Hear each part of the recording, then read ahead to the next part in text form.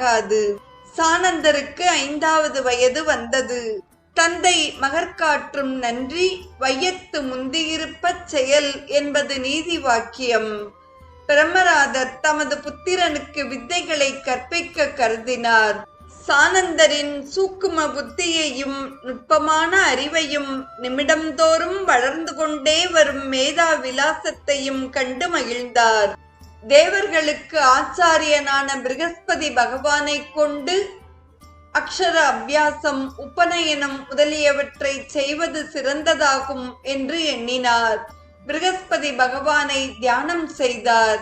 உடனே பக்தியுடனும் வினயத்துடனும் மகேந்திரன் முதலிய தேவகணங்களால் வணங்கப்பெறும் திருவடி தாமரைகளை உடையவரும் சமயத்திற்கேற்ப புதிதாக மேன்மேலும் தோன்றிக் கொண்டிருக்கும் மேதா விசேஷங்கள் உள்ள புத்திமான்களுள் சிறந்தவரும் தமது கடைக்கண் பார்வையாலேயே சொர்க்கலோகத்தின் யோகக்ஷேமங்களை நிர்வகித்து வருபவரும் 14 வித்தைகளும் சதாச்சாரமும் ஒருங்கே சேர்ந்து ஓர் உருவெடுத்து வந்தார் போன்றவரும் ஆகிய பிருகஸ்பதி பகவான் காமம், குரோதம், லோபம், மோகம், மதம், ஆச்சரியம் ஆகிய 6 வகை சத்துருக்களையும் வென்ற பிரம்மராதரது ஆசிரம